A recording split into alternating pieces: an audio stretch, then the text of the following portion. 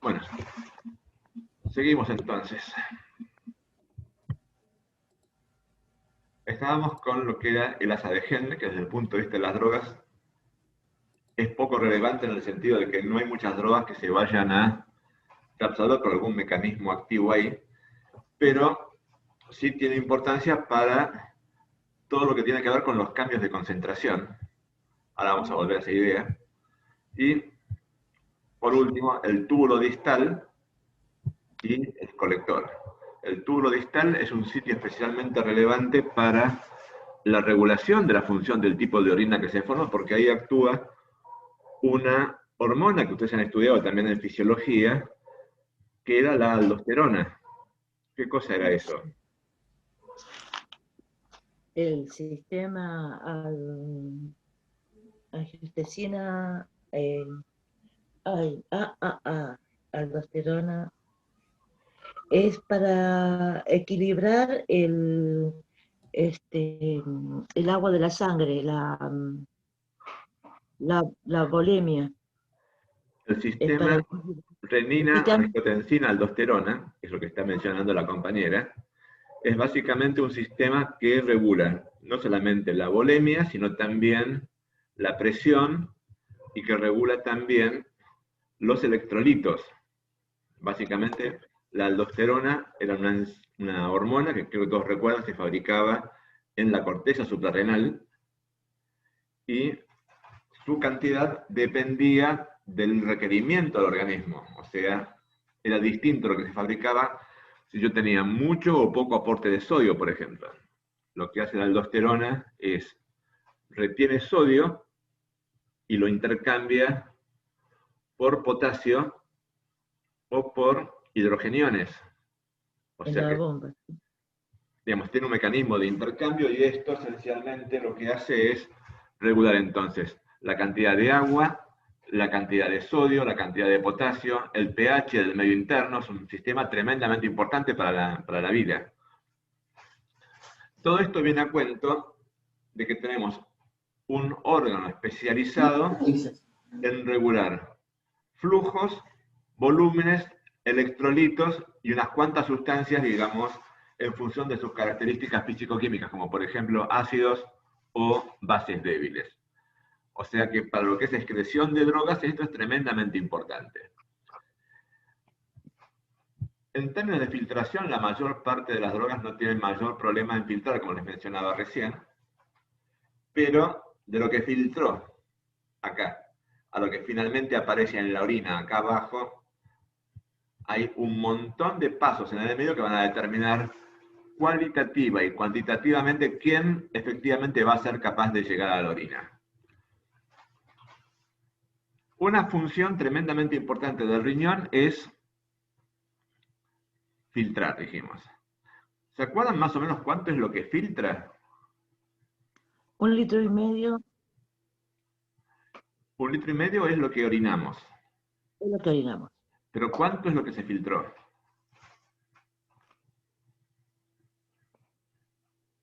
No me acuerdo bien. 150 cada deposición de orina. Y después, Probablemente ¿qué? ustedes recuerden que había una cosa que se llamaba filtración glomerular y que se medía a través de un que se llamaba el clearance de creatinina que les permitía saber cuánto se filtraba por minuto. Filtración por minuto. Normalmente el riñón filtra aproximadamente 180 litros por día, 120 mililitros por minuto. Estamos hablando del señor típico del libro de fisiología, 1,70 m, 70 kilos de peso, digamos, o sea, esto depende de la masa corporal, depende de un montón de cosas, digamos, pero tomemos el candidato típico de cualquier libro de fisio. Sí. Esos 120 mililitros por minuto, cuando lo llevan al día, que tiene un montón de minutos, son 180 litros. Y dijimos que, ¿cuánto orinaba? 1,5 litros. ¿Y qué pasa entonces Sería con los otros 125 178 mililitros. litros y medio? En realidad los litros que hay en la sangre se filtran todo el tiempo, o sea, no tenemos esa cantidad de litros. Obviamente que no tenemos esa cantidad. O sea, está continuamente repasando por el filtro la misma sangre. Sí. ¿Sí? Pero el volumen total que se formó de filtrado acá, si lo pudieras ver todo junto, son 180 litros. Sí. Sí. O sea, acá tengo 180 litros y acá tengo 1,5 litros. La diferencia son 178 litros y medio. Sí. ¿Qué le pasó a esos 178 litros y medio? Volvieron a la sangre. Se reabsorbieron. Se reabsorbieron en el proximal, en el asa de Henle, en el distal, en el colector. O sea, en cada uno de estos segmentos se va reabsorbiendo una parte importante. La idea de que se está reabsorbiendo agua significa que las cosas que estaban disueltas en ese agua, ¿qué les va pasando?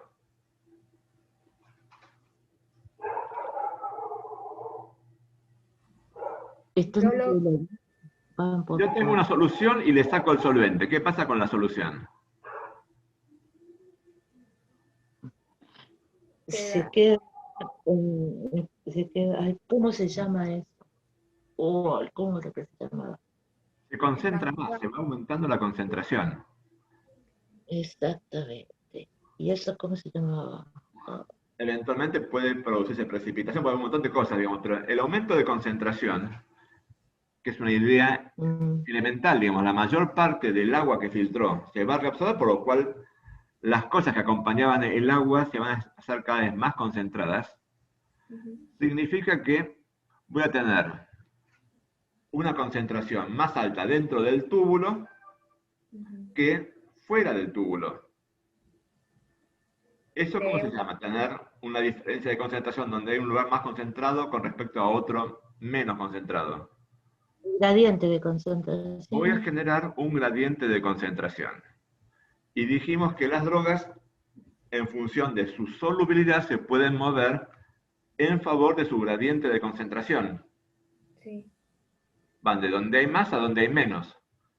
A medida que yo estoy haciendo que el contenido se me quede más concentrado porque estoy sacando el agua, estoy haciendo que las sustancias que sean suficientemente permeables de ese contenido difundan para afuera del tubo simplemente por gradiente de concentración. Eso se aplica a muchísimas drogas. Eso se llama reabsorción pasiva por gradiente de concentración. Y se aplica a prácticamente todas las drogas.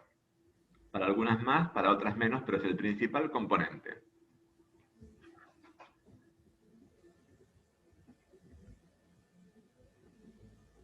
Y lo que me hace falta para que una droga se pueda reabsorber por ese gradiente de concentración, meramente por difusión pasiva, es que sea capaz de atravesar esto que estoy marcando ahora, que es ¿qué cosa? El asa de Henle. ¿Qué cosa del asa de Henle? El asa descendente. Sí, pero digamos, el asa es todo esto, ¿verdad? Sí. Claro. Bueno, yo estoy marcando este pedacito nada más. ¿Qué es eso?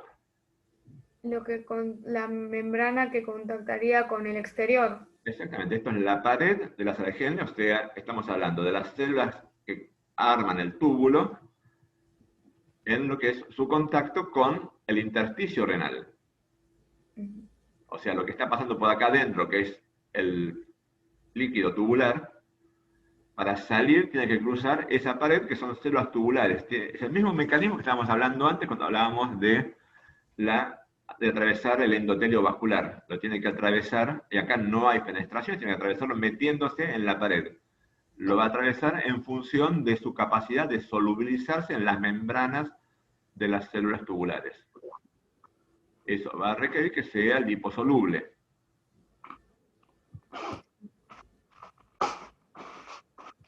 ¿De acuerdo? Sí. Eso va a ser fuertemente dependiente, entre otras cosas, de qué tipo de droga es y además del pH de la orina.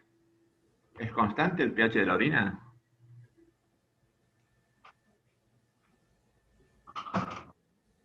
¿Qué les parece? Sí, es constante. No, el pH de orina es muy variable. Por eso una de las cosas que le miden cuando le hacen un estudio de orina es justamente el pH urinario, digamos, puede ser más ácido o puede ser más alcalina.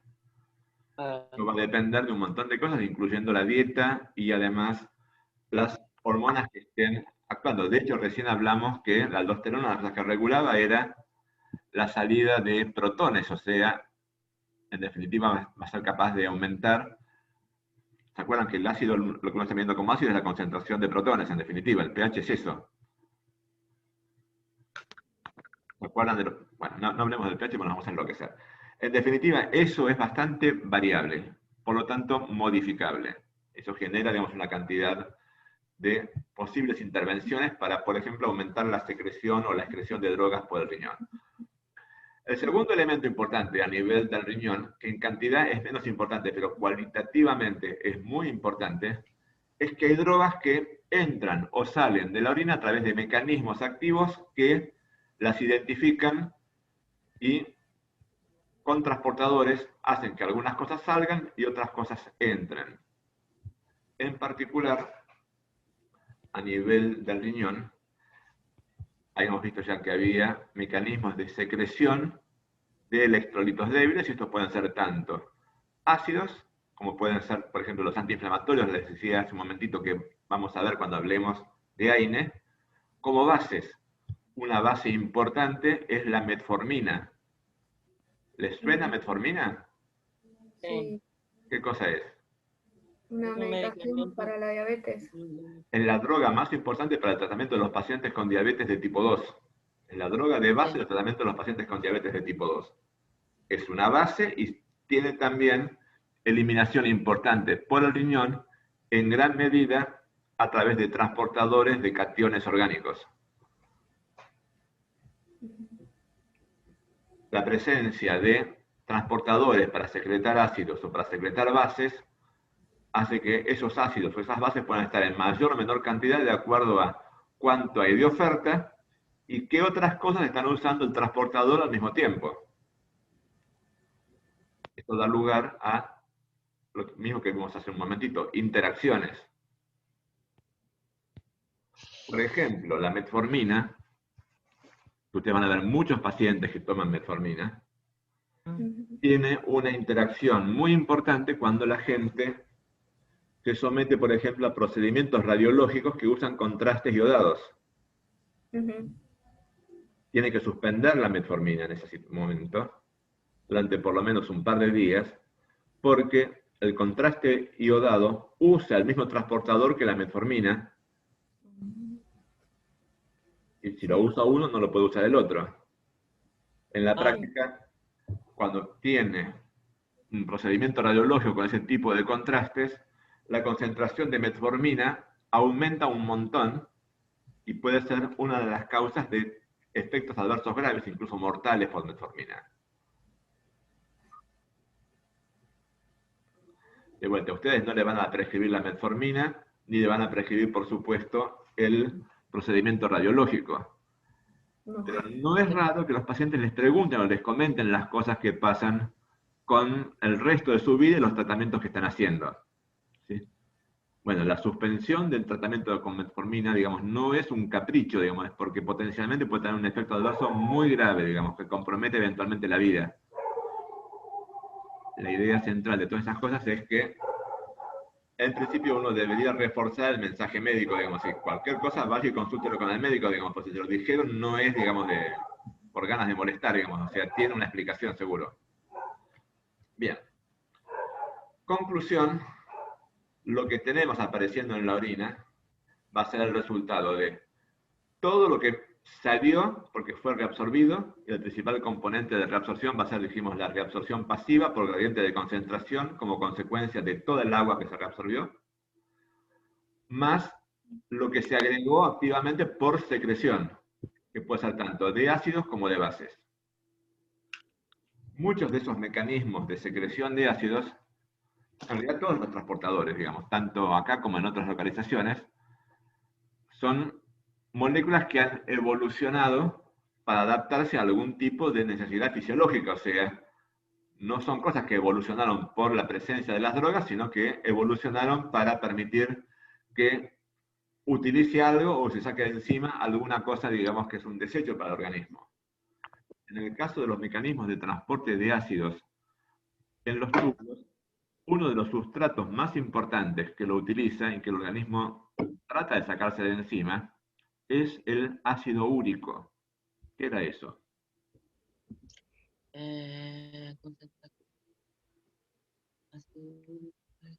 ¿No es lo que generaba gota si hay en exceso? Exactamente. Es la concentración Hay de ácido. una gota, que es un Son trastorno cristales. del ácido úrico, tiene De niveles cristales. aumentados del ácido úrico.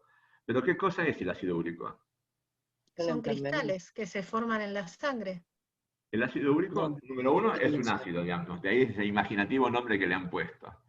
Ustedes deberían saber que el ácido úrico es el producto final del metabolismo de las purinas. Sí. ¿Qué eran las purinas? ¿Proteínas? No. No, entonces no me acuerdo. Las purinas son uno de los tipos de bases con las cuales se construyen los ácidos nucleicos. En algún momento han estudiado ácidos nucleicos, así que también alguna idea deberían tener de todo esto. Sí. El problema que tiene ese ácido úrico es que continuamente se está formando, porque continuamente hay células que se están muriendo y su DNA se está degradando, con lo cual el organismo tiene que tener una cantidad de mecanismos para estar continuamente sacándoselo de encima. Un problema adicional que tiene el ácido úrico es que no es demasiado soluble. De ahí, como decía recién la compañera, que el ácido úrico tiene la capacidad, cuando está muy concentrado, de formar cristales. Esto es precipitar, y ese precipitado tiene la forma de cristales. Y desgraciadamente los cristales producen daño. Ese daño es la enfermedad que mencionaba la compañera hace un momentito, que llamamos gota. Ustedes van a ver pacientes con gota seguramente, y de hecho Sí. la manifestación más común de la gota es la podagra, que es el dolor, digamos, en el dedo gordo. Creo que lo tienen que haber estudiado con algún detalle eso. Sí, lo hemos visto. Bueno, en la Es práctica, el dolor que tiene el ácido. en la práctica, digamos, ese ácido úrico usa esos mismos transportadores de aniones orgánicos que les mencionaba recién, o sea, es un ácido y usa los transportadores de ácidos, y es una de las cosas que puede ser modificada por muchos medicamentos que usan el mismo transportador. De vuelta, si hay dos que quieren usar la misma silla, digamos, uno de los dos se va a quedar de a pie. Hay drogas que producen hiperuricemia y que pueden, por lo tanto, desencadenar un ataque de gota, simplemente porque le están sacando el mecanismo de eliminación por el riñón al ácido úrico. Eso puede pasar con algunos diuréticos, te van a haber pacientes con diuréticos, pero en general no es una cosa que les vaya a preocupar demasiado. Y puede pasar también con algunos antiinflamatorios, que también son ácidos, que les mencionaba hace un momentito. Sí. ¿De acuerdo? Bien. Pasamos Perdón, de profe, dijo que produce hipouricemia o hiperuricemia. Pueden producir hiperuricemia. Si evitan que el ácido úrico Gracias. pueda usar el transportador para ser secretado hacia la orina, se me va a quedar en la sangre y la cantidad de ácido úrico va a aumentar. Gracias. ¿De acuerdo? Bien. Sí, sí. Bien. Dijimos que el otro mecanismo importante de eliminación era ¿cuál? Hígado. El hígado. ¿Pero cómo se llamaba el mecanismo? Bio. Eso se llama biotransformación. Eso era la biotransformación. La biotransformación es la capacidad de tomar una droga como sustrato y hacer alguna modificación química, generando un metabolito. De ahí que algunas veces a esto lo van a llamar metabolismo. ¿Sí? La metabolización, muy bien. Metabolismo. Entonces, ¿qué intenta mostrar el esquemita este? ¿Ven los redondelitos azules aquí arriba? Sí. Esto intenta ser una droga, que puede estar, por ejemplo, en la circulación. Esa droga puede tomar desde la sangre un montón de caminos. Por ejemplo, puede ser que esté tomando el camino este que está hacia la derecha en la imagen. Viene por acá. Sí. Termina llegando a esto, que será ¿qué cosa? Riñón. Esto es el riñón. Intenta representar el glomérulo. Si es suficientemente chiquitita, obviamente va a filtrar. Ya dijimos que la mayoría de las drogas no tienen mayor problema para filtrar. Y se va a encontrar en esto que es el filtrado. Después del glomérulo viene el filtrado. Y ahí voy a encontrar que si la droga es suficientemente liposoluble, por ejemplo, si como dice acá es una droga lipofílica, lipofílica quiere decir que tiene afinidad por los lípidos, o sea, es soluble en lípidos, a medida que este filtrado va pasando por los túbulos y se va concentrando, ¿qué le iba a pasar a la droga? Iba a haber un gradiente de presión, entonces iba a haber un gradiente de concentración, más concentrado. de concentración, y va a salir, o sea, se va a reabsorber. ¿Sí? O sea, la droga que filtró, al final no aparece en la orina porque se reabsorbió. Que es lo que intenta mostrar en la flechita esta, digamos, la droga. A medida que le voy sacando el agua, se concentró y tiene gradiente y vuelve a ser pasada, digamos, al medio interno, o sea, se reabsorbió. Con lo cual la puedo tener dando vueltas y vueltas y vueltas. Y en vez de tomar este camino, toma el camino de la izquierda. Sí. Va a pasar por este órgano, que es el hígado. Van a encontrar que el hígado tiene un montón de sistemas enzimas que son capaces de tomar a la droga como sustrato y modificarla. Acá, en el esquemita se ve el espíritu, pasó por acá, y lo que termina saliendo es esto. ¿Es el mismo color? No sé por qué está en blanco y negro la foto. Pero lo estás viendo en la pantalla. Ahí la sintetizan. En el hígado la sintetizan. ¿Se dan cuenta que no, la metabolismo. acá está verdecita? Sí. Esto es una forma didáctica que intenta señalarles que lo que tienen acá no es la droga, sino algo que deriva de ella, se parece a ella, pero que no es ella, que es un metabolito. Sí. Porque le agregaron un oxidrilo, le sacaron un metilo, vaya uno a saber, digamos, qué tipo de cambio le han hecho, pueden ser un montón de cambios distintos. Que de hecho ahora vamos a hablar de alguno de ellos. O sea, es como que se cambia la fórmula. La regla general es que el metabolismo, la biotransformación de las drogas, lo que hace es aumentar la hidrosolubilidad de la molécula. O sea, este metabolito va a ser más hidrosoluble y menos liposoluble que la molécula de la cual derivó, que era la droga. Una se absorbe más con el agua y la otra en el cuerpo, sí. Exactamente. Con lo cual, este metabolito, que también va a estar en la circulación dando vueltas, también va a ser capaz de llegar al riñón, también va a filtrar, pero cuando le están sacando el agua al contenido tubular, no se va a poder reabsorber, o por lo menos no tanto como el otro, porque es menos liposoluble, tiene menos capacidad de atravesar la membrana, la pared del túbulo. Conclusión, en orina yo voy a encontrar muchos metabolitos y prácticamente no voy a encontrar drogas que sean lipofílicas. ¿Se entiende lo que estoy diciendo? Sí. Esa es la regla. Otra vez esa reflexión, por favor.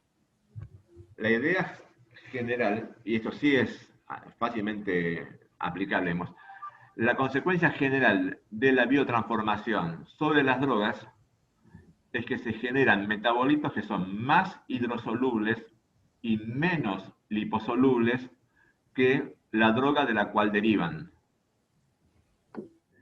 Y una implicancia que tiene esto es que es mucho más fácil encontrar los metabolitos de las drogas en la orina que las propias drogas, especialmente cuando esas drogas son lipofílicas. hace un rato yo les mencioné los psicofármacos. Dijimos que los psicofármacos eran, la mayoría de ellos, muy lipofílicos, que es lo que permitía que cruzaran la barrera hematoencefálica. ¿De acuerdo? ¿Se acuerdan que hablamos de eso hace unos media hora, un poco más? En la barrera, sí. La mayoría de los psicofármacos no aparecen en la orina. Sí aparecen en los metabolitos. No, porque... Aparecen los metabolitos. Porque se absorben, pero sí aparecen los metabolitos. De esas drogas, porque pasaron por el riñón primero, pasó la droga por el hígado primero, fue metabolizada, y a la hora de la excreción aparecen los metabolitos. Esto modificado, listo, buenísimo. Exactamente esa idea. Bueno, algo más tenemos que hablar de lo que son los procesos metabólicos dentro del hígado, porque desgraciadamente son bastante más complejos que lo que venimos discutiendo hasta ahora, y alguna idea tienen que tener al respecto. Dentro del hígado hay montones de sistemas enzimáticos. ¿Sí? El que es más, no es el único, digamos, pero uno de los más relevantes para el metabolismo de drogas, y en particular para esto que estábamos hablando recién, de modificaciones que generan metabolitos más hidrosolubles, es una familia de enzimas que genéricamente se llaman citocromos P450. Yo en 7 minutos más, cuando se hagan y media, voy a tener que cortar, aunque no hayamos llegado a los 40 minutos de la grabación, porque, bueno, con el tema que se corrió, digamos, por el... Hagamos un alto. ¿Qué le parece a usted si con este tema empezamos y arrancamos la semana que viene de lleno? Si quiere nos da alguna referencia ahora, pero nos dice qué quiere usted que repasemos para tener mayor comprensión del tema que vamos a abordar. Yo esperaría que se acuerden lo que es la fisiología del hígado, por lo menos en el trazo grueso. Perfecto, listo. Empezamos a notar que para fármaco, podemos hacer un parate acá, porque además se está haciendo denso seguramente para, digamos, abarcarlo todo junto. Muchas de las cosas se basan en lo que ustedes conocen de las materias previas en la carrera. O sea, fármaco, para bien o para mal, es una materia que es esencialmente de integración. Les va a generar un montón de datos adicionales, pero va a requerir que ustedes puedan integrar con las cosas que vieron previa. Cuando hablemos del hígado, tenemos que acordarnos, digamos, de la porta y de la arteria hepática, y que la salida es a través de las venas suprahepáticas, todas cosas que ya han visto, digamos, en el pasado. No es un conocimiento farmacológico eso, pero hace falta para entender la farmacología. Y hace falta que se acuerden que el hígado es capaz de conjugar, y eso, digamos, es lo que le hacía la bilirrubina y un montón de otras cosas, y es capaz de oxidar un montón de cosas, y que en la oxidación de repente puede haber generación de especies reactivas de gas del oxígeno, y esto puede generar daño. O sea, no es solamente me saqué de encima la droga, sino que además, a lo mejor en el intento, generé veneno y esto me puede dañar.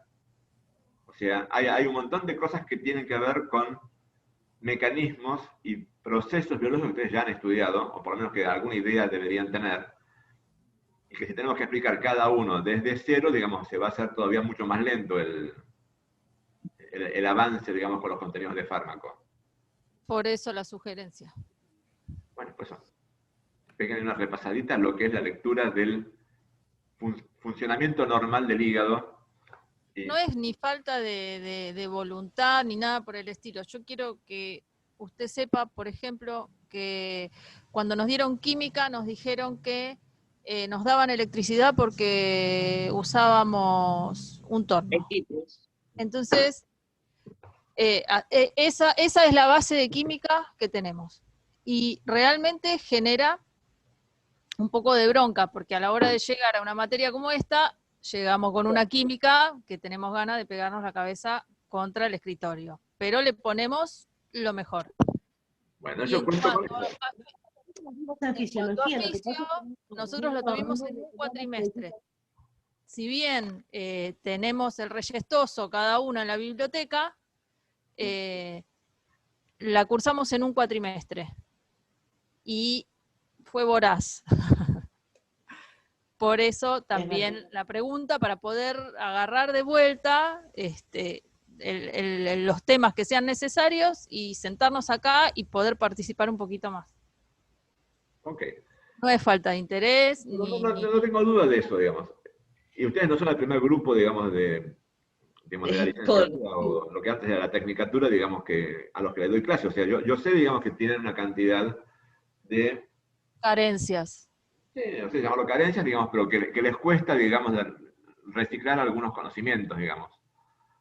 Pero, desgraciadamente, no hay mucha forma de obviarlo eso. Es buscarlo en la lectura y tener los términos y los circuitos, porque más o menos nos acordamos, pero no tan fluido como para interpretar rápido. Bueno, les propongo entonces que paremos acá, nos faltan 2 minutos para y media. Péguenle una leidita si pueden al PowerPoint, todos lo tienen ya, con lo cual podrían por lo menos ir mirándolo un poquito como para ver si, aunque sean los nombres que aparecen, les suena o les genera, digamos, incertidumbre. ¿De acuerdo? Incertidumbre. Bueno. Son una familia de Del citocromos. Suban lo más pronto posible la clase, es lo único que le pido yo. Bueno. Profesor, chicos, nos vemos el martes. ¿Le puedo hacer una pregunta? Sí. La metformina, Sí. ¿puede llegar a dañar el riñón? La metformina, el problema más grande que tiene es que puede producir una cosa llamada acidosis láctica, que es una alteración muy grave del medio interno y que puede ser mortal, digamos, pero que no es por daño del riñón, sino por efecto en casi todo el resto de los órganos donde hay captación de glucosa. De hecho, de metformina tenemos que hablar cuando hablemos de diabetes, que creo que debería ser la última clase de la cursada. Bueno. No es una droga particularmente nefrotóxica, ni mucho menos. La idea de toxicidad, casi todas las drogas pueden hacer algún tipo de daño y eso va a depender de la concentración. Pero en el caso de la metformina, digamos, la alteración más grave, digamos, no es en el riñón, sino o en el intestino o a nivel metabólico. ¿Ok? Ya. Bueno. Muchísimas gracias. Listo. Buen fin de semana, chicas. Nos vemos el martes. Gracias, nos vemos igual. Gracias, nos vemos. Gracias. Gracias. Gracias. Chao, chao. Chao.